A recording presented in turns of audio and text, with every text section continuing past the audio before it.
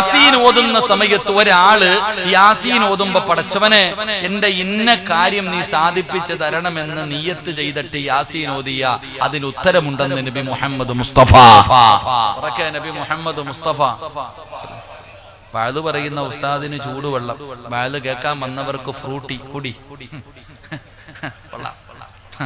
ഉസ്താദിന് വാട്ടവെള്ളം, നിങ്ങൾക്കൊക്കെ എന്താടാ ഫ്രൂട്ടിയാണോ കുടിക്കണേ? എന്താ കുടിക്കണേ? ഫ്രൂട്ടി. ശരി, അള്ളാഹു എനിക്ക് ഹൗദുൽ കൗസർ നൽകി അനുഗ്രഹിക്കുമാറാകട്ടെ.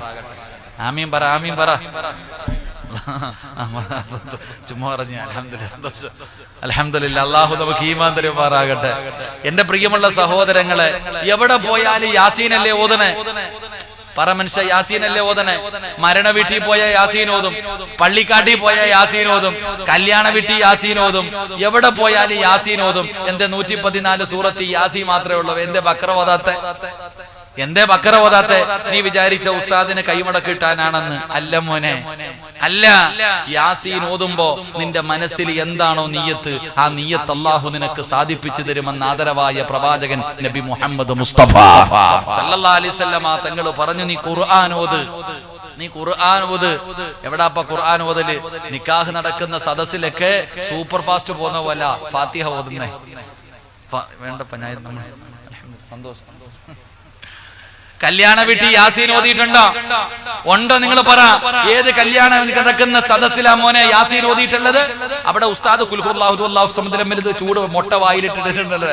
എന്തോ ചൂട് വായിക്കകത്തിട്ടിട്ട് ഇതിനേക്കാൾ സ്പീഡിൽ ഓതാൻ പറ്റത്തില്ല, അങ്ങനത്തെ ഓതലാ ഓതണേ.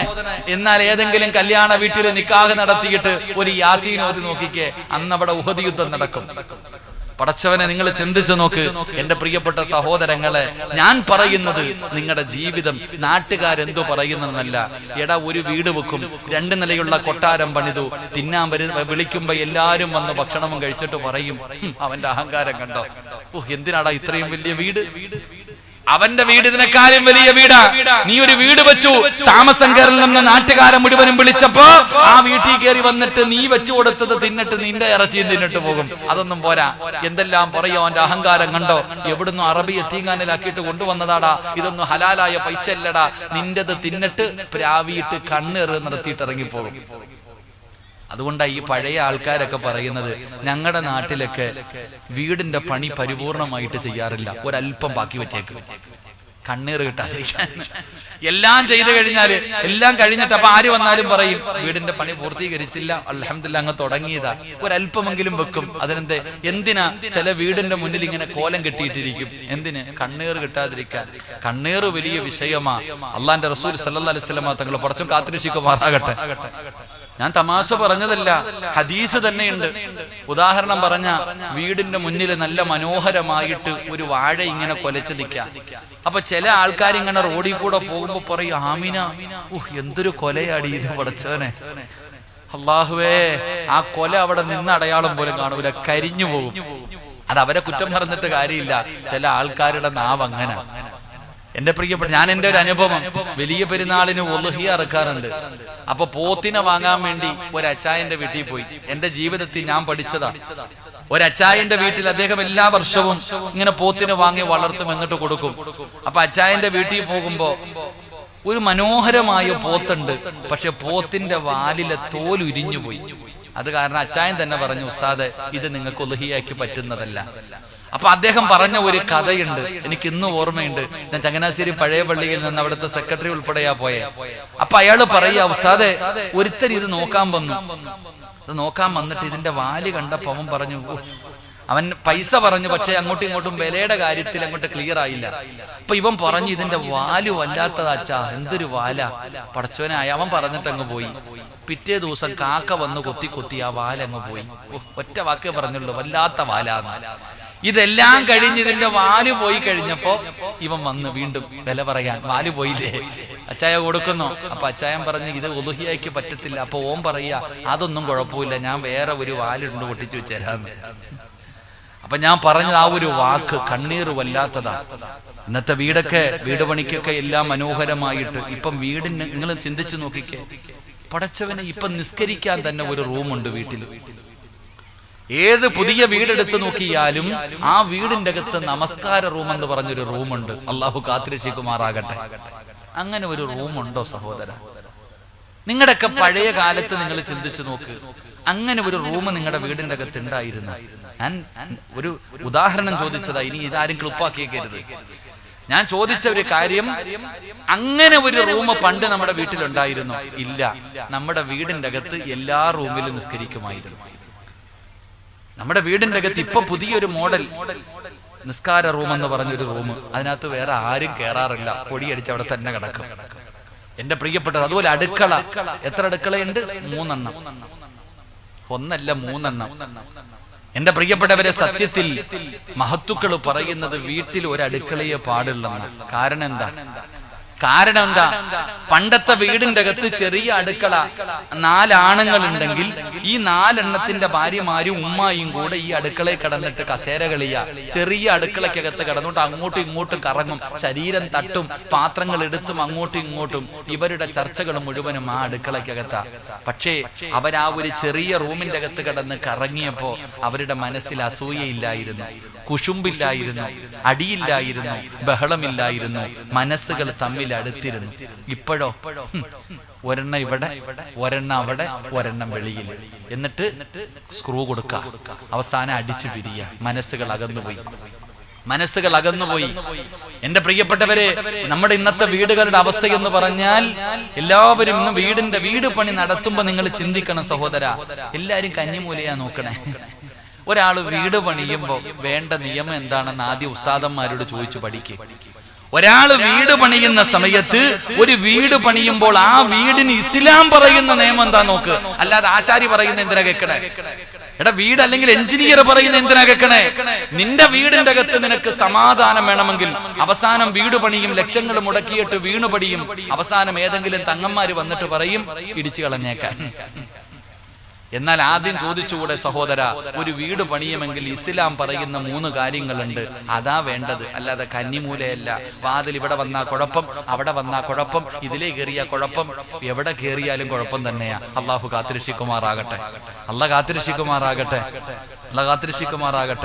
അതുകൊണ്ട് വന്നതിന് ശേഷം കടന്ന് നെഞ്ചത്തടിക്കാതെ ഏത് കാര്യം ചെയ്യുമ്പോഴും നീ ആലോചിക്ക്. ഞാൻ പറഞ്ഞു വന്നത് യാസീനോദ് സഹോദര, യാസീനോദ്, അള്ളാഹുവിന്റെ ഖുർആനോദ്. മുത്തുനബിയുടെ പൊരുത്തം നിനക്ക് ലഭിക്കും, അള്ളാഹുവിന്റെ റസൂലിന്റെ സ്നേഹം നിനക്ക് ലഭിക്കും. ഒരാൾ യാസീൻ ഓതിയിട്ട് ദുആ ചെയ്താൽ ആ യാസീൻ ഓതുന്നവൻ എന്താണോ മനസ്സിൽ കരുതിയത് അള്ളാഹു അതവന് കൊടുക്കും. യാസീൻ ഓതിയിട്ടുള്ള ദുആയ്ക്ക് ഉത്തരമുണ്ടെന്ന് നബി മുഹമ്മദ് മുസ്തഫ സല്ലല്ലാഹു അലൈഹി വസല്ലമ തങ്ങൾ പറയുകയാ. അതുകൊണ്ട് യാസീൻ ചെറിയ ഒരു സൂറത്താണെന്ന് കരുതിയിട്ട് നിങ്ങൾ അങ്ങനെ തള്ളിക്കളയരുത്. എന്തിനാണ് ഖബറിന്റെ ചാരത്ത് പോയിരുന്ന് യാസീൻ ഓതുന്നത്? ഇനിയെങ്കിലും പഠിക്കടാ ചെറുപ്പക്കാരാ. തിരക്കാണല്ലോ, പള്ളിപ്പറമ്പിൽ കിടക്കുന്ന വാപ്പാടെ ഖബറിന്റെ ചാരത്ത് പോയിട്ട് ഫാത്തിഹ ഓതിയിട്ട് ഓടുന്ന മക്കളുണ്ട്. സ്നേഹം കൊണ്ട് പറയുകയാ, നിങ്ങൾ ഖബറിന്റെ ചാരത്ത് പോയി നിന്ന് യാസീൻ ഓതണേ. എന്തിനാ ബോധാൻ പറഞ്ഞത്? നിങ്ങൾ പള്ളിയിലെ ഉസ്താദിനെ വിളിച്ച് നിർത്തിയിട്ട് ഓതിപ്പിക്കണമെന്ന് ഞാൻ പറയുന്നില്ല. നിനക്ക് ഓതാൻ അറിയുമെങ്കിൽ നിന്റെ മാതാപിതാക്കളുടെ ഖബറിന്റെ ചാരത്ത് പോയി നിന്നിട്ട് യാസീൻ ഓത്. ആ യാസീൻ ഓതുന്നതിലൂടെ കിട്ടുന്ന പ്രതിഫലം എന്താ? അല്ലാഹുവിന്റെ പ്രവാചകൻ അവിടെന്ന് പറഞ്ഞു, സ്വഹാബാ, ഖബറിന്റെ അകത്ത് കിടക്കുന്ന നിന്റെ വാപ്പാ 40 ദിവസം രക്ഷപ്പെടുമടാ പൊന്നുമോനെ. വാപ്പാടെ ഖബറിന്റെ ചാരത്ത് നിന്ന് യാസീൻ ഓതിയാൽ ആ മണ്ണിനടിയിൽ കിടക്കുന്ന നിന്റെ വാപ്പയുണ്ടല്ലോ, ആ വാപ്പയുടെ ഖബറിന്റെ അകത്ത് 40 ദിവസം അല്ലാഹു അദാബ് മാറ്റിവെക്കുമെന്ന് ആദരവായ പ്രവാചകൻ നബി മുഹമ്മദ് മുസ്തഫ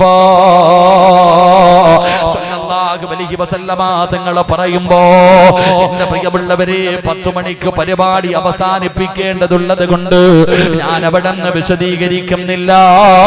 4-മതായിട്ട് അല്ലാഹുവിന്റെ റസൂൽ അവിടെ നിന്ന് പറയുകയാ, മുത്തുനബിയുടെ പൊരുത്തം വാങ്ങണേ, മുത്തുനബിയുടെ പൊരുത്തം വാങ്ങണേ.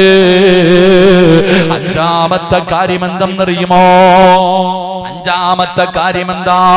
അല്ലാഹുവിന്റെ പ്രവാചകൻ സ്വല്ലല്ലാഹു അലൈഹി വസല്ലമ തങ്ങൾ പറയുകയാ, അഞ്ചാമത്തെ കാര്യം എന്തെന്നറിയുമോ?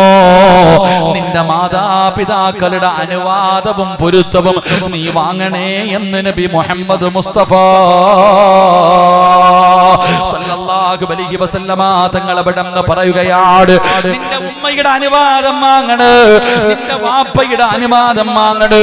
മാതാപിതാക്കളുടെ പൊരുത്തമില്ലാതെ നീ തുടങ്ങല്ലേ പൊന്നുമോര്. എത്ര പേരാ വാപ്പയോട് അനുവാദം ചോദിച്ചത്? പുതിയ ബിസിനസ് തുടങ്ങുമ്പോ ഉമ്മാനോട് പറഞ്ഞ് എത്ര പേരാ ഉള്ളത്? വാപ്പയോട് പറഞ്ഞ് എത്ര പേരാ ഉള്ളത്? കൂട്ടുകാര് പറയുന്നത് കേട്ടുകൊണ്ട് ലക്ഷങ്ങൾ കൊണ്ടുപോയി വലിച്ചെറിഞ്ഞിട്ട് അവസാനമെല്ലാം നഷ്ടപ്പെട്ടു പോയിട്ട് പടച്ചവനെ ഇനി എന്ത് ചെയ്യണമെന്നറിയാതെ പ്രയാസപ്പെട്ടുകൊണ്ടിരിക്കുന്ന സമയത്ത് തന്റെ പ്രിയപ്പെട്ട മാതാവിന്റെ മുന്നിൽ വന്നിട്ട് പറയുന്ന ഉമ്മ, എല്ലാം നഷ്ടപ്പെട്ടു പോയുമ്മ. അവസാനമല്ലടാ ചെറുപ്പക്കാരാ പറയേണ്ടത്, ഈ സദസ്സിലിരിക്കുന്നവരോട് പടച്ചവനെ നിങ്ങളും ആരോട് പറയും? നിങ്ങളുടെ ഭാര്യമാരോട് പറയുമല്ലോ. നിങ്ങളുടെ ഭാര്യമാരോട് കച്ചവടം തുടങ്ങുമ്പോ പറയുമല്ലോ, പുതിയ കാര്യങ്ങൾ തുടങ്ങുമ്പോ ഭാര്യയോട് പറയുമല്ലോ. എന്തേ ഉമ്മയോട് പറയാത്തത്? എന്തേ ഉപ്പയോട് പറയാത്തത്? പറയേണ്ടത് അവരോടല്ലേ ചെറുപ്പക്കാരാ.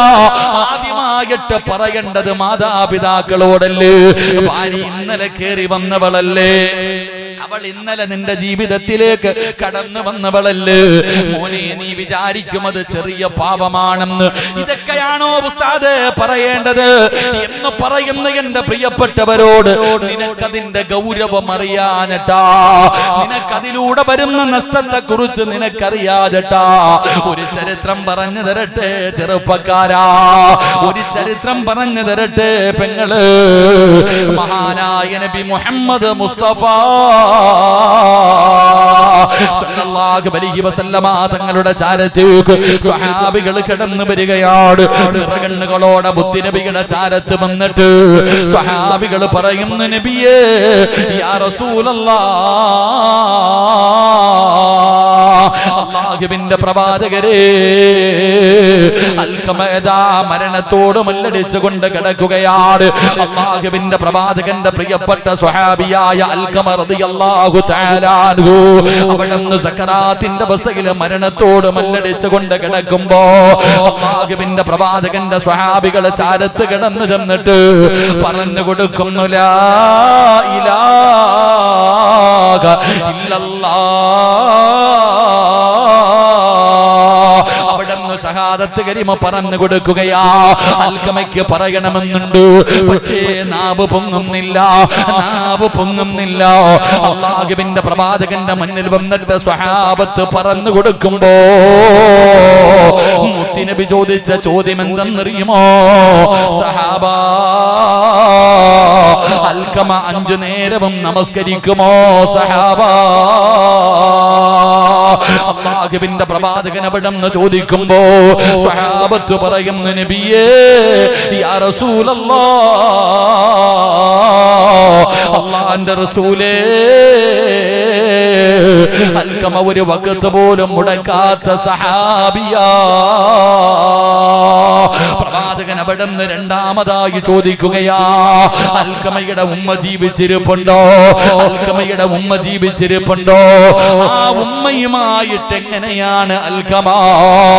ആ സമയത്ത് സ്വഹാബികൾ പറഞ്ഞു, നബിയേ ഉമ്മാനെ വല്ലാത്ത ഇഷ്ടമാ, ഉമ്മാനോട് വല്ലാത്ത സ്നേഹമാ, ഉമ്മയ്ക്ക് ഖിദ്മത്ത് ചെയ്യുന്ന മകനാ. പക്ഷേ നബിയേ, അൽഖമയുടെ ഉമ്മയ്ക്ക് ഒരേ ഒരു പരാതിയുണ്ട് നബിയേ. അൽഖമ റളിയല്ലാഹു തആല അൻഹുവിന്റെ മാതാവിന് ഒരേ ഒരു പരാതിയുണ്ട് നബിയേ. അല്ലാഹുവിന്റെ റസൂൽ വിളിച്ചുകൊണ്ട് വരാൻ പറയുകയാണ്. ഈ സദസ്സിലിരിക്കുന്ന ഓരോ ഭർത്താക്കന്മാരും കേട്ടോ, ഓരോ മക്കളും കേട്ടോ, മോനെ ഇത് നിനക്ക് പഠിക്കാനുള്ള ചരിത്രമാ. പെങ്ങളെ, സിറാജിനെ കുറ്റപ്പെടുത്തിയിട്ട് കാര്യമില്ല. എന്നെ വേദനാൽ ഞങ്ങളെ കുറ്റം പറയുന്നു എന്ന് നിങ്ങൾ പറയരുത്. അല്ലാഹുവിന്റെ പ്രവാചകൻ കൊലപാതകം പറഞ്ഞ് ഉമ്മാനെ വിളിച്ചു കൊണ്ടുവരാറ് അൽഖമ റളിയല്ലാഹു തആല അൻഹുവിന്റെ മാതാവ് മുത്തുനബിയുടെ മുന്നിലേക്ക് വന്നപ്പോ റസൂലുള്ളാഹി ചോദിക്കുന്ന ഉമ്മാ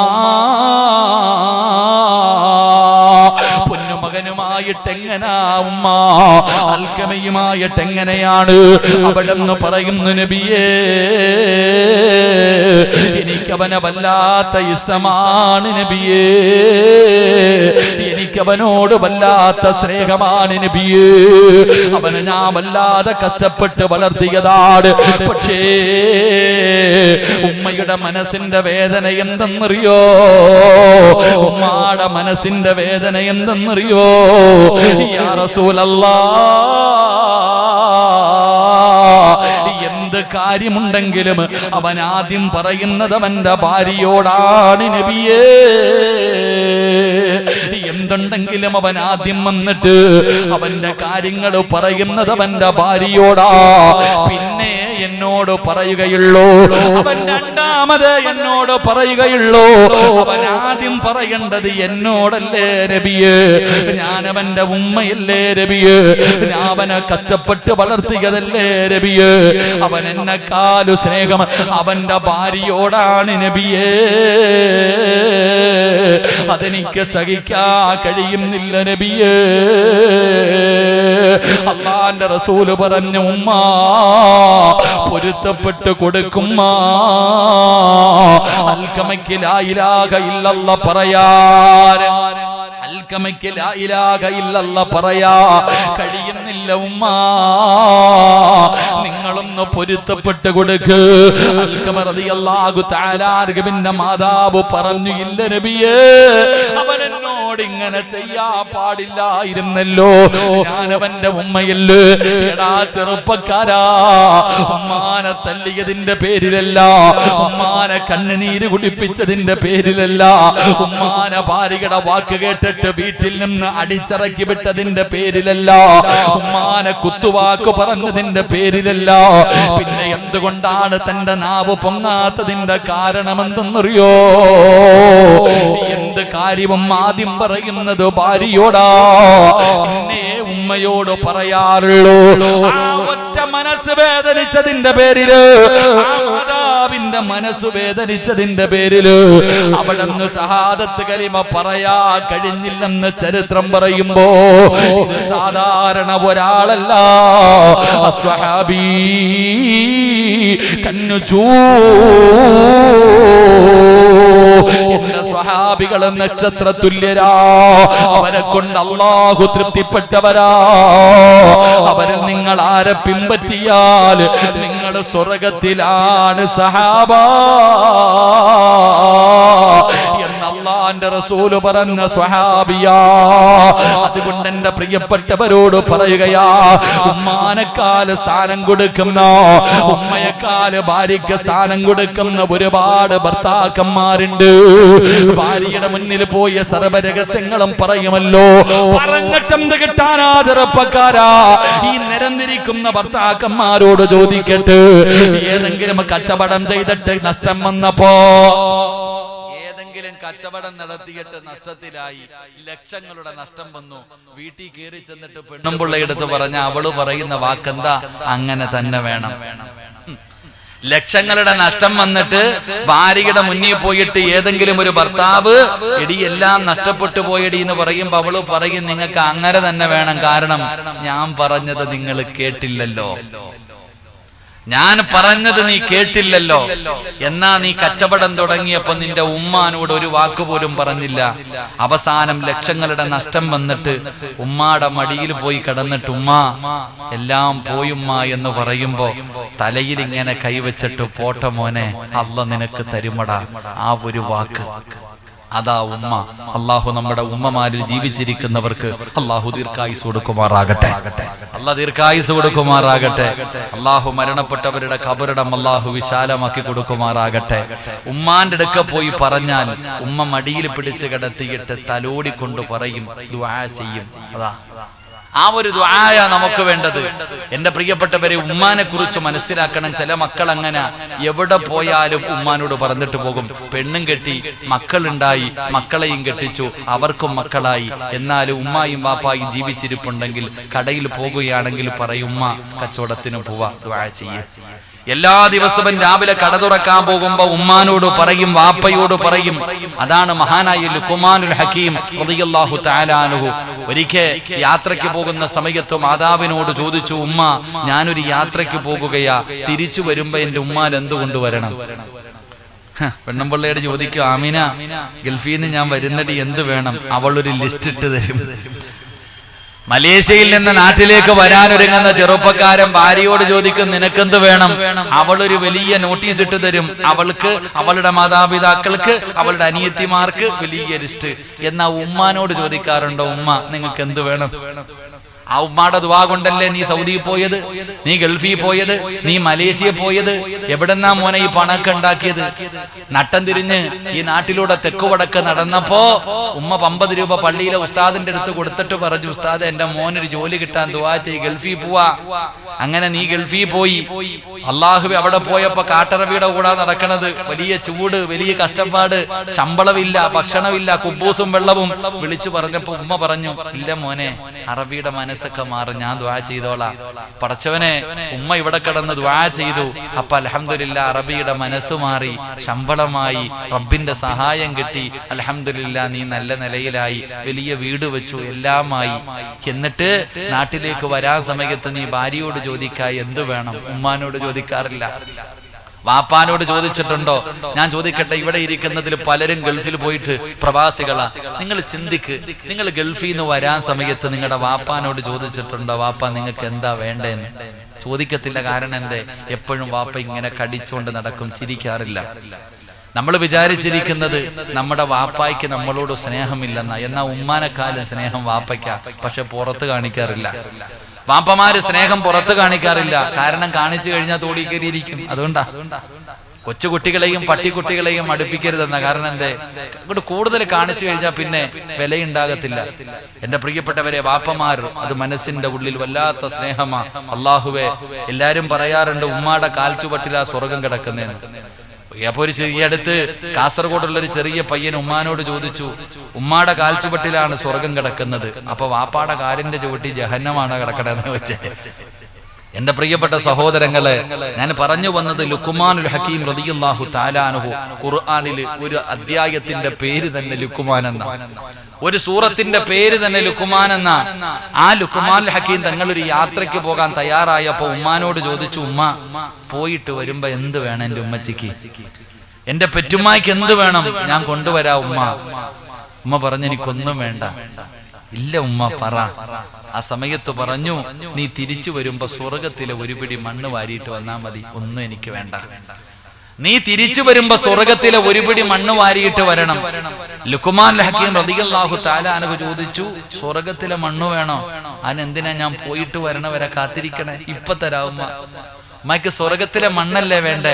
ഉമ്മാടെ കാൽച്ചുവട്ടിൽ ഇരുന്നിട്ട് പറഞ്ഞു, ഒന്ന് കാലുവെക്കുമ്മ. ഉമ്മ കാലുവെക്കിയപ്പോ ആ കാല് ചുംബിച്ചിട്ട് കാലിന്റെ അടിയിൽ നിന്ന് ഒരു പിടി മണ്ണ് വാരി ഉമ്മയുടെ കൈ വെച്ചിട്ട് പറഞ്ഞു, ഇതാ ഉമ്മ സ്വർഗത്തിലെ മണ്ണ്. അള്ളാഹു നമുക്ക് ഈമാൻ നൽകുമാറാകട്ടെ. അപ്പൊ ഞാൻ പറഞ്ഞു വന്നത്, എന്റെ പ്രിയമുള്ള സഹോദരങ്ങളെ, ഉമ്മായോടും വാപ്പാനോടും അനുവാദം ചോദിക്കണം. ഏത് ബിസിനസ് തുടങ്ങുമ്പോ അപ്പൊ നീ ചോദിക്കൂ, ഉസ്താദെ വാപ്പ പള്ളിപ്പറമ്പിൽ കിടക്കല്ലേ, എങ്ങനെ അനുവാദം ചോദിക്കാം? പോയി ചോദിക്കണം മോനെ. പള്ളിപ്പറമ്പിൽ കിടക്കുന്ന പിതാവിന്റെ ഖബറിന്റെ ചാരത്ത് പോയിട്ട് നീ ചോദിക്കണം. റസൂലുള്ളാഹി സ്വല്ലല്ലാഹി അലൈഹി വസല്ലം തങ്ങൾ പറഞ്ഞില്ലേ, ഖബറിന്റെ ചാരത്ത് നിന്ന് നടന്നു പോകുമ്പോ ആ നടത്തത്തിന്റെ ശബ്ദം പോലും ഖബറാളി കേൾക്കുമെന്ന് നബി മുഹമ്മദ് മുസ്തഫ സ്വല്ലല്ലാഹു അലൈഹി വസല്ലം തങ്ങൾ പറഞ്ഞു തന്നല്ലോ. മരിച്ചുപോയ നിന്റെ മാതാപിതാക്കൾ കേൾക്കുന്നവരാണെന്ന് വിശ്വസിക്കുന്നവരാ നമ്മളൊക്കെ. മരിച്ചുപോയ മാതാപിതാക്കള് പടച്ചവനെ അവരുടെ ഖബറിന്റെ ചാരത്ത് നിന്നിട്ട് അസ്സലാമു അലൈക യാ അബീ, വാപ്പാടെ ഖബറിന്റെ ചാരത്ത് ചെന്ന് സലാം പറഞ്ഞിട്ട് ആ വാപ്പയോട് പറയണമുപ്പാ, ഞാനൊരു കച്ച കച്ചവടത്തിന് ഇറങ്ങുകയാ ഉപ്പാ, ഞാനൊരു വീട് വെക്കാൻ ഇറങ്ങുകയാ ഉപ്പാ, ഞാനൊരു വിവാഹത്തിന് പെണ്ണ് കാണാൻ ഇറങ്ങുകയാണ്. നിങ്ങൾ ഉണ്ടായിരുന്നെങ്കിൽ എന്റെ കൂടെ വരേണ്ടത് ഉപ്പയായിരുന്നല്ലോ, എന്റെ ഉമ്മയായിരുന്നല്ലോ. എന്റെ വീടിന് കുറ്റിയടിക്കുമ്പോ ആദ്യമായിട്ട് കൂടെ നിൽക്കേണ്ടത് എന്റെ ഉപ്പയായിരുന്നല്ലോ. നിങ്ങൾ കബറിലാണെങ്കിലും പടച്ചവരെ ദുആ ചെയ്യടേ ഉപ്പാ എന്ന് പറഞ്ഞുകൊണ്ട് മാതാപിതാക്കളുടെ പൊരുത്തം ചോദിക്കടേ. ആ മാതാപിതാക്കളുടെ അനുവാദമില്ലാതെ ഒന്നും ചെയ്യാൻ നീ തയ്യാറാകണ്ട. എത്ര വലിയ കോടിക്കണക്കിന് ചെലവഴിച്ചാൽ അവസാനം നിനക്ക് നഷ്ടമാ മോനെ, അവസാനം നിനക്ക് നഷ്ടമാണ്. അതുകൊണ്ട് എന്റെ പ്രിയപ്പെട്ടവരോട് പറയുകയാ, അല്ലാഹുവിന്റെ പ്രവാചകൻ സല്ലല്ലാഹു അലൈഹി വസല്ലമ തങ്ങൾ പറയുകയാണ്, മുത്തുനബി അവിടെ നിന്ന് പറഞ്ഞു തരികയാ, നിന്റെ മാതാപിതാക്കളുടെ പൊരുത്തം വാങ്ങണേ, അവരുടെ അനുവാദം വാങ്ങണേ, എങ്കിലേ നിനക്ക് അല്ലാഹുവിന്റെ സഹായവും പടച്ച റബ്ബിന്റെ തൃപ്തിയും അല്ലാഹു നിനക്ക് ബർക്കത്ത് തരൂ എന്ന് നബി മുഹമ്മദ് മുസ്തഫ സല്ലല്ലാഹു അലൈഹി വസല്ലമ തങ്ങൾ പറയുമ്പോ, അല്ലാഹുവേ ജീവിച്ചിരിക്കുന്ന ഞങ്ങളുടെ മാതാപിതാക്കൾക്ക് നീ ആഫിയത്ത് നൽകണേ അല്ലാ, ദീർഘായുസ് നൽകണേ അല്ലാ, അവരുടെ പൊരുത്തം നൽകണേ അല്ലാ. പള്ളിപ്പറമ്പിൽ 6 അടി മണ്ണിന്റെ അകത്ത് കിടക്കുന്ന ഞങ്ങളുടെ മാതാപിതാക്കളുടെ മണ്ണറ മണിയറയാക്കണേ അല്ലാ. ഇനി പറയുന്ന ഈ കാര്യങ്ങൾ നിങ്ങൾ ആരെങ്കിലും ചെയ്താൽ നീ കെട്ടിയ വീടിന്റെ അകത്ത് ഇനിയും ബർക്കത്ത് കടന്നു വരികയാണ്. നിന്റെ കടയിലേക്ക് ബർക്കത്ത് വരാനുള്ള വഴിയാണ്. നിന്റെ കച്ചവടത്തിൽ അഭിവൃദ്ധി ഉണ്ടാകാനുള്ള വഴിയാ. കഴിഞ്ഞതൊക്കെ പോകട്ടെ, ഇനിയെങ്കിലും പറയുന്നതൊന്ന് അനുസരിക്കൂ. ഈ പറയുന്ന കാര്യങ്ങളെങ്കിലും നിനക്കൊന്ന് ചെയ്യാൻ കഴിയുമോ? എന്റെ പ്രിയപ്പെട്ടവരെ, മഹാനായ നബി മുഹമ്മദ് മുസ്തഫ സല്ലല്ലാഹു അലൈഹി വസല്ലമ തങ്ങൾ പറയുകയാണ്, മഹാനായ അനസ് ഇബ്നു മാലിക് റളിയല്ലാഹു തആല അൻഹു, അല്ലാഹുവിന്റെ റസൂൽ അവിടെന്ന് പറയുന്നു, യാ ബുനയ്യ ഇദാ ദഖൽത അലാ അഹ്ലിക ഫസല്ലിം യകൂനു ബർകതക അലൈക വഅലാ അഹ്ലി ബൈതിക. അനസ് ഇബ്നു മാലിക് റളിയല്ലാഹു തആല അൻഹുവിനോട് അല്ലാഹുവിന്റെ പ്രവാചകൻ അവിടെന്ന് വിളിക്കുന്നു, മോനെ അനസ്, നിനക്ക് ബർക്കത്ത് വേണോ അനസ്? നിന്റെ കുടുംബക്കാർക്ക് ബർക്കത്ത് വേണോ അനസ്? വീടിന്റെ അകത്ത് ബർക്കത്ത് വേണമെന്ന് ആഗ്രഹിക്കുന്നവര്, കുടുംബ ജീവിതത്തിൽ ബർക്കത്ത് വേണമെന്ന് ആഗ്രഹിക്കുന്നവര്, സമ്പത്തിൽ ബർക്കത്ത് വേണമെന്ന് ആഗ്രഹിക്കുന്നവര്, കച്ചവടത്തിൽ ബർക്കത്ത് വേണമെന്ന് ആഗ്രഹിക്കുന്നവര്, കടയ്ക്കകത്ത് ബർക്കത്ത് വേണമെന്ന് ആഗ്രഹിക്കുന്നവര്, ബെഡ്റൂമിൽ ബർക്കത്ത് വേണമെന്ന് ആഗ്രഹിക്കുന്നവര്, ഭക്ഷണത്തില് ബർക്കത്ത് വേണമെന്ന് ആഗ്രഹിക്കുന്നവര്, അല്ലാഹുവിന്റെ റസൂലാണ് വിളിക്കുന്നത്, യാ ബുനയ്യ, മോനെ അനസ്, ഇദാ ദഖൽത അലാ അഹ്ലിക, നീ നിന്റെ വീട്ടുകാരുടെ മുന്നിലേക്ക് കടന്നു പോയാൽ, നീ നിന്റെ വീട്ടിലേക്ക് കടന്നു ചെന്നാ നീ എന്ത് ചെയ്യണമെന്നറിയുമോ? ഫസല്ലിം, നീ സലാം പറയണേ. അല്ലാഹുവിന്റെ പ്രവാചകം പറയുകയാ, ഇന്നത്തെ ഈ വഅദ് കഴിഞ്ഞിട്ട് നിങ്ങൾ ഓരോരുത്തരും നിങ്ങളുടെ വീട്ടിലേക്ക് കടന്നു ചെല്ലുമ്പോൾ, നിങ്ങൾ ഇന്നത്തെ വഅദ് കഴിഞ്ഞ് വീട്ടിലേക്ക് ചെല്ലുമ്പോ നിങ്ങൾ പറയണേ, അസ്സലാമു അലൈക്കും വറഹ്മത്തുള്ളാഹ്. നിങ്ങൾ സലാം പറയണേ. അങ്ങനെ സലാം പറഞ്ഞാ യകൂനു ബർക്കത, അല്ലാഹുവിന്റെ റസൂൽ പറയുന്ന യകൂനു ബർക്കത അലൈക വഅലാ അഹ്ലി ബൈതിക, നിന്റെ വീട്ടിൽ അല്ലാഹു ബർക്കത്ത് ചെയ്യുമെന്ന് ആദരവായ പ്രവാചകൻ നബി മുഹമ്മദ് മുസ്തഫ സല്ലല്ലാഹു അലൈഹി വസല്ലമ തങ്ങൾ പറഞ്ഞു, നിന്റെ വീടിന്റെ അകത്ത് ബർക്കത്ത് കിട്ടാനുള്ള ഒരു വഴി, നീ നിന്റെ വീട്ടിലേക്ക് ചെന്നാൽ സലാം പറയണേ എന്ന് നബി മുഹമ്മദ് മുസ്തഫ. ഉറക്കെ പറ, നബി മുഹമ്മദ് മുസ്തഫ. എങ്ങനാ സലാം പറയുന്നത് ഒന്ന് പറഞ്ഞേ, ഒന്ന് പറഞ്ഞങ്ങാതി. സലാം 3 രീതിയിൽ. സലാം 3 രീതിയിൽ. 1 അസ്സലാമു അലൈക്കും, 2 അസ്സലാമു അലൈക്കും വറഹ്മത്തുള്ളാഹ്, 3 അസ്സലാമു അലൈക്കും വറഹ്മത്തുള്ളാഹി തആല വബറകാതുഹു. ഇതിലെ ഏതാ പറയേണ്ടത്? സലാം 3 രീതിയിൽ. എന്തേ വെടികൊണ്ടതുപോലെ ഇരിക്കണേ? എന്തേ വെടികൊണ്ടതുപോലെ ഇരിക്കണേ? സ്വന്തം പെണ്ണുമ്പുള്ളയെ എടുത്ത് സലാം പറയണേ എത്ര ഭർത്താക്കന്മാരുണ്ട്? ആലോചിക്ക്.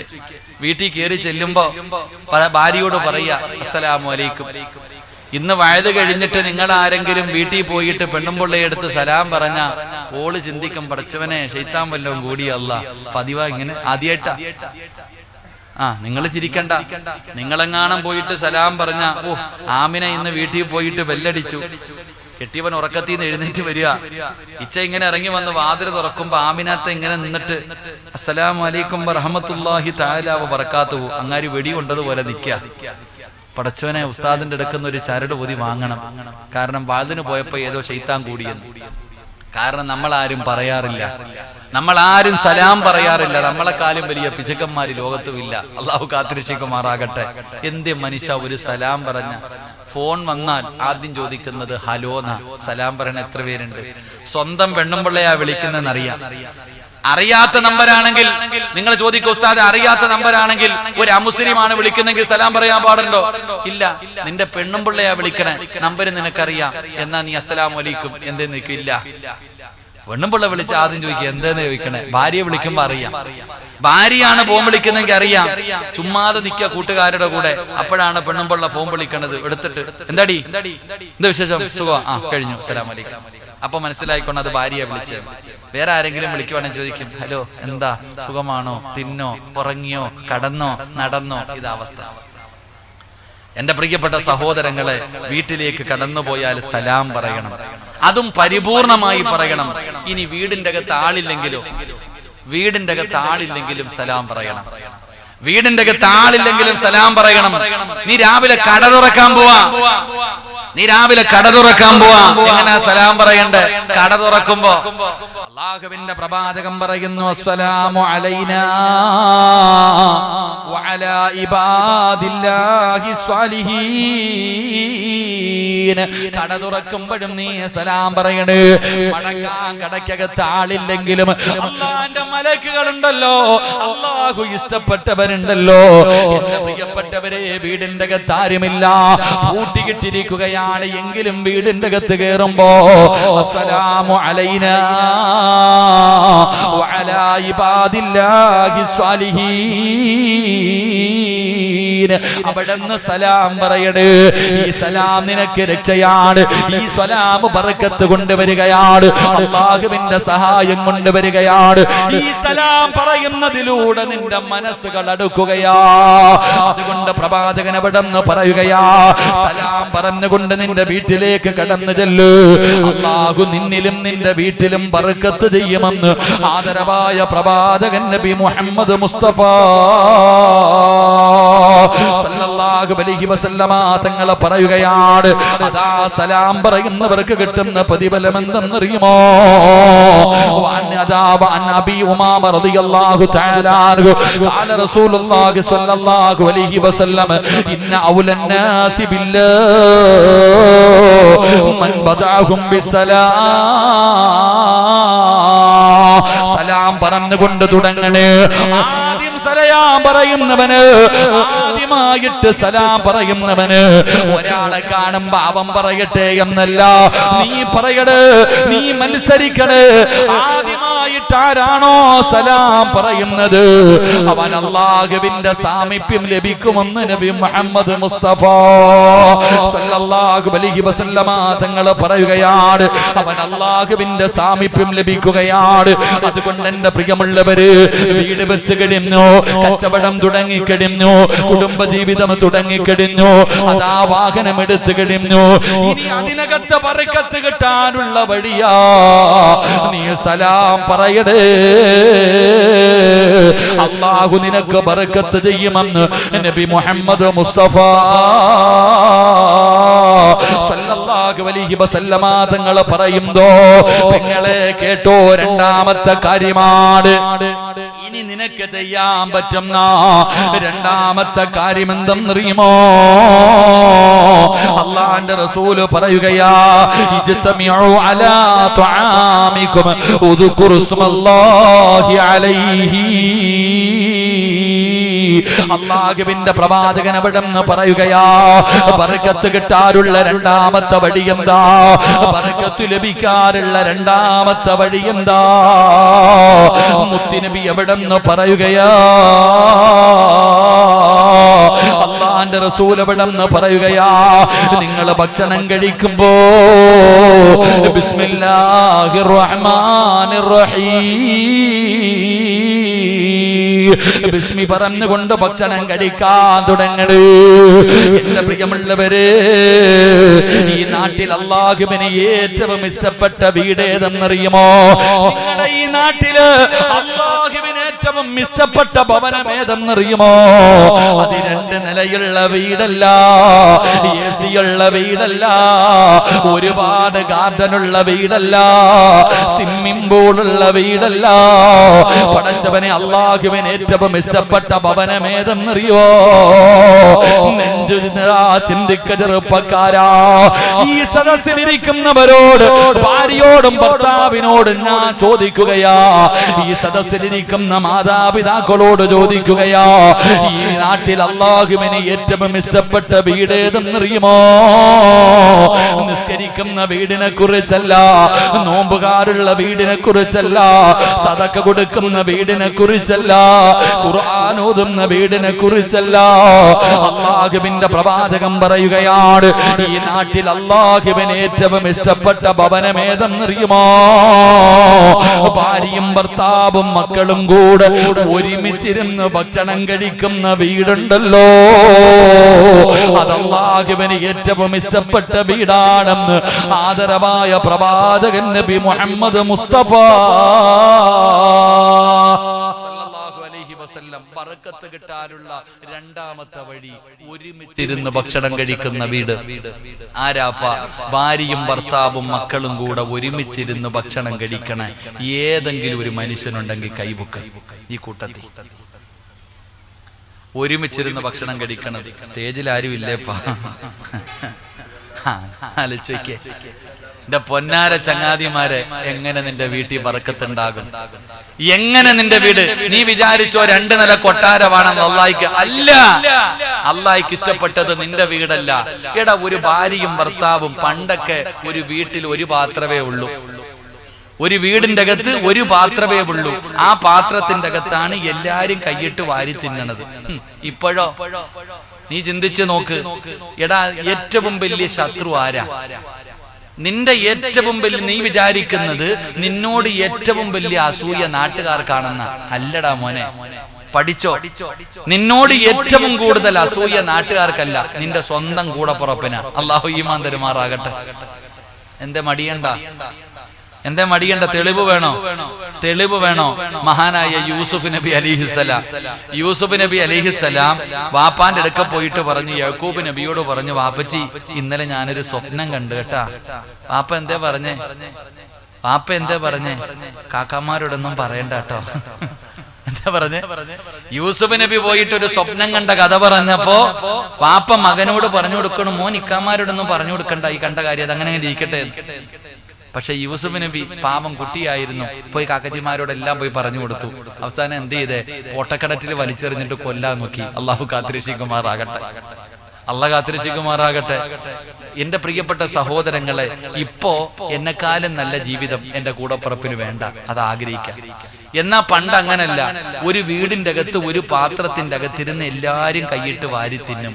അങ്ങനെ തിന്നപ്പോ ഒരു ബന്ധവും ഉണ്ടായിരുന്നു, മനസ്സുകൾ തമ്മിൽ അടുക്കുമായിരുന്നു. ഇപ്പോ ആലോചിക്ക്, പണ്ടൊക്കെ നമ്മുടെ ഉമ്മ ഒരു പാത്രത്തിന്റെ അകത്തോട്ട് അങ്ങോട്ട് പടച്ചോനെ തൈരും, അന്ന് പിന്നെ വേറൊന്നും ഇല്ലല്ലോ, തൈരെല്ലാം കൂടെ കറിയെല്ലാം കൂടെ വാരി ഒരു പാത്രത്തിനിട്ടിട്ട് മിക്സിക്കകത്തിട്ട് കുഴക്കണ പോലെ ഉമ്മ ഒരു കുഴയാ. ഉമ്മ എല്ലാം ഇങ്ങനെ കുഴച്ചിട്ട് വാരിത്തരും. നമ്മളിങ്ങനെ നോക്കി നിൽക്കും. വേണോടാ സിറാജ്? വേണോ ഉമ്മച്ചി? ഓടിച്ചെല്ലും, വാരിത്തരും. അൽഹംദുലില്ലാ നമ്മളൊക്കെ കഴിക്കും. ഇന്ന് ഈ ഇരിക്കണ വാപ്പമാരോട് ഞാൻ ചോദിക്കട്ടെ, ഇരിക്കണ ഉമ്മമാരും വാപ്പമാരും ഇന്ന് വയല് കഴിഞ്ഞ് വീട്ടിൽ പോയി, എന്നിട്ട് ഇതുപോലെ ചോറെല്ലാം കൂടെ വാരിയിട്ട് ഒരു പാത്രത്തിലിട്ടിട്ട് മക്കളുടെ മുന്നിൽ വെച്ച് ഇങ്ങനെ അങ്ങോട്ട് കുഴക്കണം. മക്കളുടെ മുന്നിൽ വെച്ച് ഇങ്ങനെ കുഴച്ചിട്ട് അബൂബക്കർ ഇങ്ങ വാടാ, മോനെ വിളിക്ക, മോനെ അബൂബക്കർ ഇങ്ങതാ, വാപ്പച്ചി വാരിത്തരാ. ഉമ്മ തിന്നോ ഉമ്മ, എനിക്ക് വേണ്ട. കാരണം എന്തേ? അവൻ അറിയാതെ എച്ചിലാണെന്ന്. അവൻ അങ്ങനെ ചിന്തിക്കാൻ തുടങ്ങി. ഭർത്താവ് തിന്നതിന്റെ പണ്ടത്തെ പെണ്ണുങ്ങള് ഭർത്താവ് തിന്നിട്ട് ഇത്തിരി വെക്കും പറക്കത്തിന്, അതിനകത്ത് തന്നെ തിന്നത്തുള്ളൂ. വെച്ച് നോക്ക്, തിന്നുവോ? നിന്റെ ഭാര്യ നീ നിന്നെ ബാക്കി തിന്നുവോ? തിന്നൂല്ല. നിന്റെ ജീവിതം ചുമ്മാതല്ല കന്നാസിൽ കടന്ന് തല്ലണത്. അള്ളാഹു കാത്തിരക്ഷിക്കുമാറാകട്ടെ, അള്ളാഹ് കാത്തിരക്ഷിക്കുമാറാകട്ടെ. അള്ളാഹു നമ്മുടെ ഭാര്യമാരെയൊക്കെ സാലിഹത്തുകളാക്കി തരുമാറാകട്ടെ. ആമീൻ പറ മനുഷ്യ, ആമീൻ പറ. അള്ളാഹു സ്വർഗത്തിൽ നമ്മളെ ജോഡികളായി അള്ളാഹു സ്വീകരിക്കുമാറാകട്ടെ. ഈ ദുനിയാവിലെ ഭാര്യയെ സ്വർഗത്തിലും ഭാര്യയായിട്ട് കിട്ടണമെന്ന് ആഗ്രഹമുള്ള ഭർത്താക്കന്മാരെന്ന് കൈവക്കിക്ക്.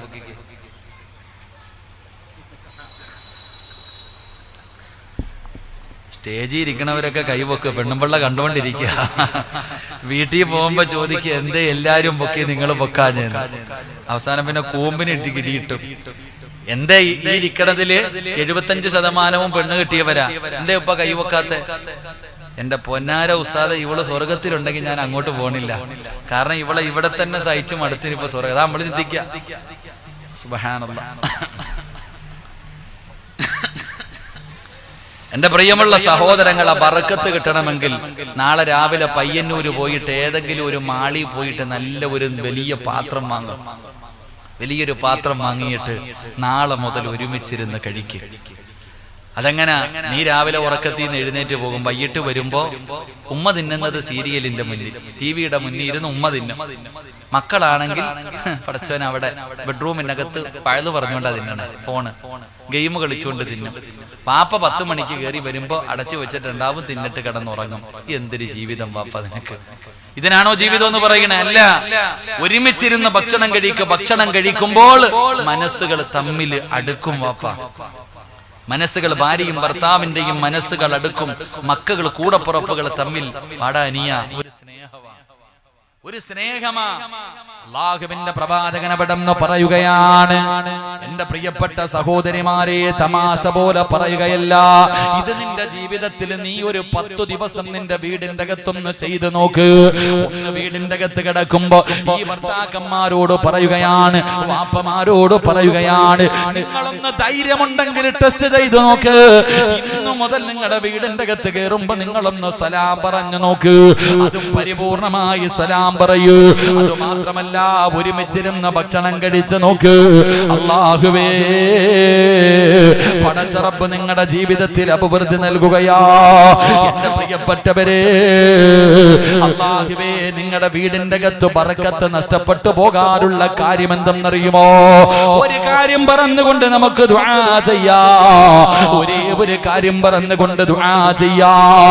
എന്റെ പ്രിയപ്പെട്ടവരെ, നിങ്ങളുടെ വീടിന്റെ അകത്ത് എന്തേ ഇത്രയും വലിയ കണ്ണീര് കുടിക്കുന്ന അവസ്ഥ വരാൻ, ഇത്രയും വലിയ നാശമുണ്ടാകാനുള്ള കാരണം എന്തെന്നറിയുമോ? മഹാനായ നബി മുഹമ്മദ് മുസ്തഫ സല്ലല്ലാഹു അലൈഹി വസല്ലമ തങ്ങളുണ്ടല്ലോ. ഒരു ദിവസം അല്ലാഹുവിന്റെ പ്രവാചകൻ തന്റെ ആയിഷ എന്ന് പറയുന്ന പ്രിയപ്പെട്ട ഭാര്യയുടെ വീടിന്റെ അകത്തേക്ക് കടന്നു വരുമ്പോ ആയിഷ ബീവി ഭക്ഷണം കഴിച്ചുകൊണ്ടിരിക്കുകയാണ്. ഭക്ഷണം കഴിച്ചുകൊണ്ടിരിക്കുകയാണ്. ഭക്ഷണം അതാ താഴെ കിടക്കുകയാണ്. അല്ലാഹുവിന്റെ പ്രവാചകന്റെ മുഖമങ്ങ് വാടുകയാണ്. അല്ലാഹുവിന്റെ പ്രവാചകന്റെ മുഖമങ്ങ് വല്ലാതെ വാടുകയാണ്. മുത്തുനബി പറയുകയാ, ഇദാ സഖതതു ലുഖമതു ഹദികും. അല്ലാഹുവിന്റെ റസൂൽ പറയുകയാ, എന്റെ പ്രിയമുള്ളവരെ, ഞാനും നിങ്ങളും ഭക്ഷണം കഴിക്കുന്ന സമയത്ത് നമ്മൾ കഴിക്കുന്ന ഭക്ഷണം താഴെ വീഴുമല്ലോ. ആരാ എടുത്ത് കഴിക്കുന്നത്? ആ താഴെ വീണ ഭക്ഷണം ഏത് വാപ്പയാ കഴിക്കുന്നത്? ഏത് പെണ്ണാണ് എടുത്ത് കഴിക്കുന്നത്? എന്റെ ഇടത് കൈ കൊണ്ടെടുത്ത് വൃത്തിയാക്കി കഴിക്കണമെന്നാണ്. പക്ഷേ നമ്മളെടുത്ത് കഴിക്കാറില്ല. അത് വേസ്റ്റാണെന്ന് കരുതുന്നവരാ, അത് വേസ്റ്റാണെന്ന് കരുതുന്നവരാ. എങ്കിൽ അല്ലാഹു അള്ളാന്റെ റസൂല് പറയുകയാ, നിന്റെ സമ്പത്ത് മുഴുവനും നഷ്ടപ്പെട്ടു പോകാ, നിന്റെ ജീവിതത്തിൽ സമാധാനമില്ലാതെ പോകാ, നിന്റെ നാശം അവിടെ തുടങ്ങുകയാ. താഴെ കിടക്കുന്ന ഭക്ഷണം നിസാരമാക്കുന്നവര്, താഴെ വീണ ഭക്ഷണം അല്ലാഹു നിനക്ക് നൽകിയ റഹ്മത്താ. അല്ലാഹുവാണ് ഭക്ഷണം തരുന്നത്, അത് പടച്ച റബ്ബ് നിനക്ക് നൽകിയ നിഅമത്താണ്. ആ ഒരു നിഅമത്തിന് ലൈൻ ശകർതും ലഅസീദന്നകും വലൈൻ കഫർതും മിൻ അദാബി ലശദീദ്. അല്ലാഹു തന്ന റിസ്കിനെ നീ നിഷേധിച്ചപ്പോ, നീ അതിനെ അവഹേളിച്ചപ്പോ, ഇടാ ഒരു നേരത്തെ അന്നത്തിന് വകയില്ലാതെ കഷ്ടപ്പെടുന്ന എത്രയോ പാവങ്ങളുണ്ട് സഹോദരാ. ഒരു നേരത്തെ ഭക്ഷണത്തിന് വേണ്ടി കഷ്ടപ്പെടുന്നവര്, അങ്ങനെ ജനങ്ങൾ കഷ്ടപ്പെടുമ്പോ അല്ലാഹു നിനക്ക് നൽകിയ നിഅമത്ത് കടിച്ചുകൊണ്ടിരിക്കുന്ന സമയത്ത് താഴെ വീണു പോയ ഭക്ഷണം എച്ചിലാണെന്ന് പറഞ്ഞു അതിനെ നീ അവഹേളിക്കുകയല്ലേ, നീ അതിനെ നിസാരമാക്കുകയല്ലേ. അങ്ങനെ നീ നിസാരമാക്കിയപ്പോ അല്ലാഹു നിനക്ക് തന്ന ശിക്ഷയാ, അല്ലാഹു നിനക്ക് തന്ന ശിക്ഷയാ.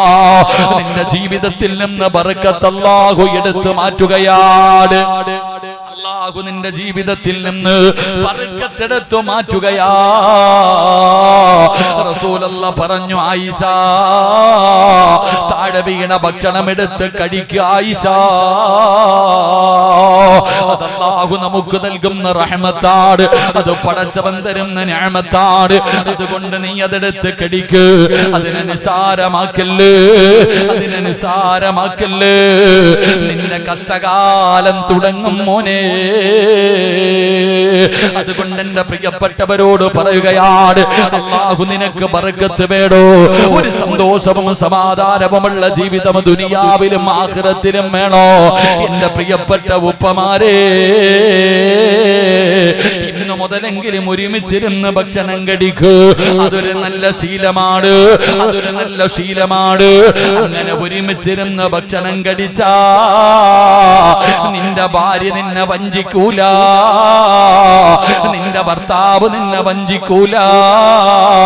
നിങ്ങൾക്ക് രണ്ടുപേർക്കും മനസ്സിൽ അല്ലാഹു സ്നേഹം തരികയാ.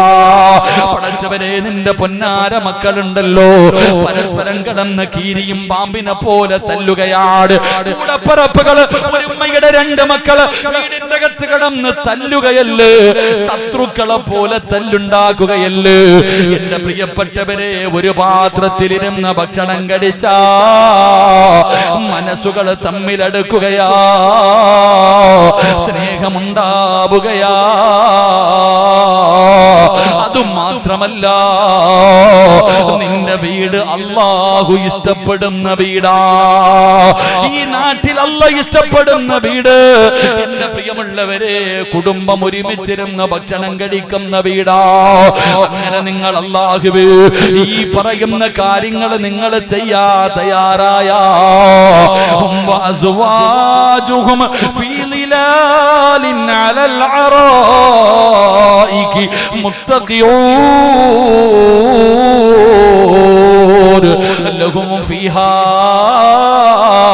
ഫാകിഹതു വലഹും മാ യദ്ഊൻ സലാമുൻ ഖൗലൻ മിർ റബ്ബിർ റഹീം. ഈ നാട്ടിലെ പെണ്ണുങ്ങളുണ്ടല്ലോ, ഇങ്ങനെ എല്ലാവരും നാളെ പടച്ച റബ്ബിന്റെ സ്വർഗ്ഗത്തിലേക്ക് കടന്നു വരുമ്പോ ഒരുമിച്ചിരുന്ന് ഭക്ഷണം കഴിക്കുന്നവര്, അതാ പരസ്പരം സ്നേഹത്തോടുകൂടി അല്ലാഹുവിന്റെ തന്ന അനുഗ്രഹങ്ങൾക്ക് നന്ദി കാണിച്ചുകൊണ്ട് ജീവിക്കുന്നവര്, നാളെ പടച്ച റബ്ബിന്റെ സ്വർഗ്ഗത്തിലേക്ക് സ്വർഗവാസികൾ കടന്നു വരുമ്പോ നീയും നിന്റെ ഭർത്താവും നിന്റെ മക്കളുമുണ്ടല്ലോ ചാരികസേരയിൽ ഇരിക്കുകയാണ്, ഊഞ്ഞാലിൽ ഇരിക്കുകയാണ്, അള്ളാന്റെ സ്വർഗത്തിലെ ചാരികസേലയിൽ ഇരുന്നിട്ട് സുഖിക്കുകയാണ്.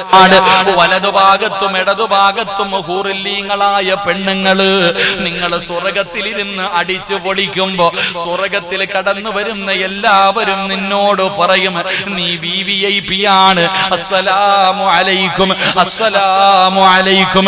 എല്ലാവരും നിന്നോട് സലാം പറയുകയാണ്. നിന്നെ നിന്നെയും നിന്റെ കുടുംബത്തെയും എല്ലാവരും ബഹുമാനിക്കുന്നത് കാണുമ്പോ ഈ നാട്ടിലെ പെണ്ണുങ്ങൾ ചോദിക്കുകയാ, എങ്ങനെ കിട്ടി ആമിന നിനക്ക് ഈ പ്രതിഫലം? ആയിഷ, നിങ്ങൾ ഇവിടെയും ഒരുമിച്ചാണോ? നിങ്ങൾ ഇവിടെയും ഒരുമിച്ചാണോ? അല്ലാഹു നാളെ നിങ്ങളെ സ്വർഗ്ഗത്തിലെ കുടുംബസമേതം ഒരുമിച്ച് കൂട്ടുമെന്ന് അല്ലാഹുവിന്റെ ഖുർആൻ പറയുമ്പോ, പ്രിയമുള്ളവരെ, ബറക്കത്തില്ലെങ്കിൽ എന്ത് കിട്ടിയിട്ടും കാര്യമില്ല, എത്ര കോടികൾ നേടിയിട്ടും കാര്യമില്ല, എത്ര തിന്നാലും വയറ് നിറയില്ല, എത്ര സമ്പത്തുണ്ടെങ്കിലും സമാധാനമില്ല, എത്ര വലിയ സുന്ദരിയാണെങ്കിലും നിനക്ക് തൃപ്തി ലഭിക്കൂല. 10 മക്കളുണ്ടായാൽ മക്കളുടെ മുഖത്ത് നോക്കിയാ സമാധാനമില്ല. അതുകൊണ്ട് എന്റെ പ്രിയമുള്ളവരോട് പറയുകയാ, അല്ലാഹുവേ, താഴെ വീണ ഭക്ഷണം നിസാരമാക്കല്ലേ. അത് നിന്റെ ജീവിതം മാറ്റിമറിച്ച് കളയും. അത് നിന്റെ ജീവിതം തന്നെ മാറ്റിമറിക്കുന്ന കാര്യമാണ്. അതുകൊണ്ട് അവഹേളിക്കരുത്. താഴെ വീണ ഭക്ഷണം എടുത്ത് വൃത്തിയാക്കി കഴിച്ചോ പെങ്ങളെ. മക്കളെ പഠിപ്പിക്കും, ഒരുമിച്ചിരുന്ന് ഭക്ഷണം കഴിക്കാൻ പഠിക്ക്. അല്ലാഹുവേ, ഞങ്ങളുടെ മനസ്സുകൾ നീ അടുപ്പിക്കണേ അല്ലാ. അതുകൊണ്ട് എന്റെ പ്രിയമുള്ളവരോട്, പടച്ചവനെ, പള്ളിയുടെ ഉദ്ഘാടനം കഴിഞ്ഞു. നിങ്ങളെല്ലാവരും നിങ്ങളെ കൊണ്ട് കഴിയുന്നത് കൊടുത്തതിന്റെ പേരിലാണ് പടച്ചവനെ നാട് മുഴുവനും നടന്ന് പിരിക്കാതെ ഈ മനോഹരമായ പള്ളി പടച്ചവനെ ഇന്ന് നിങ്ങളുടെ മുന്നിൽ വന്നത്. അല്ലാഹുവേ, ഇനി ഒരു ആഗ്രഹമുണ്ട്. ഈ പള്ളിയുടെ മുന്നിൽ കാണുന്ന ആ സ്ഥലമുണ്ടല്ലോ, അവര് തരാൻ തയ്യാറാണ്. അവര് തരാൻ തയ്യാറാണ്. അല്ലാഹുവിന് വേണ്ടി വാങ്ങാൻ ഇവര് തയ്യാറാണ്. അതുകൊണ്ട് എന്റെ പ്രിയമുള്ളവരെ, കൊടുക്കാൻ കഴിയുമോ? എനിക്ക് നിങ്ങളാരും തരണ്ട, പള്ളിക്കാർക്ക് ആരും കൊടുക്കണ്ട, അല്ലാഹുവിന് കൊടുക്കാൻ കഴിയുമോ? ഒരിക്കലും കള്ളം കൊണ്ടുപോകില്ല.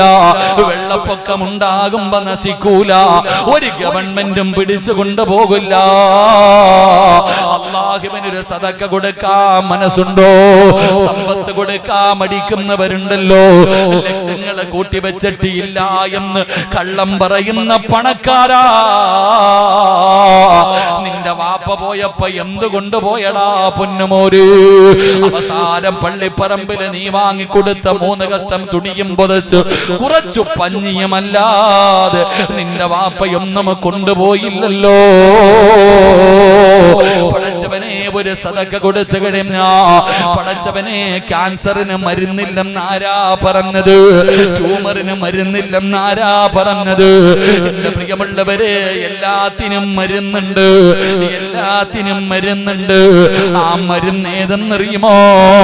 അസ്സദഖത്തു റദ്ദുൽ ബലാ. വിപത്തുകളെ തട്ടിമാറ്റുമല്ലോ സദഖ.